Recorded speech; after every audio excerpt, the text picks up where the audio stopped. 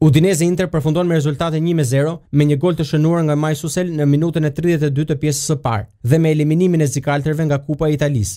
Skuadra Guidolin avancon kështu në çerek finalet e këtij kompeticioni, ku do të ndeshet me fituesin e çiftit Milan Spezia. Ndërkohë Inter, një ekip konfuz dhe sërish humbës në një tjetër përballje, certifikon kështu momentin e krizës. Është humbja e tretë në 4 ndeshjet e fundit. 2 të tjerat i ka me Napolin e Lacion, ndërsa i vetmi sukses ka qenë në derbin me Milan. Për zikaltrit është kthyer në fushë Milito, i cili ka qenë më i miri për zikaltrit, por që nuk mjaftoi për të shmangur eliminimin e Interit nga ky kompeticion. Formacionet e ekipeve kishin shumë risi, siç ndodh zakonisht në të tilla faza të Kupës së Italisë. Milito e nisi takimin si titullar, ndërsa Palacio dhe Di Natale, 2 golshënuesit më të mirë të ekipeve respektive, ndodheshin në pankinë. Më herët Roma ka mpostur me të njëjtin rezultat minimal 1-0 Sampdorian, duke kaluar në çerek finale, ku do të vihet përballë Juventus, ndaj të cilëve do të kërkojë hakmarrje.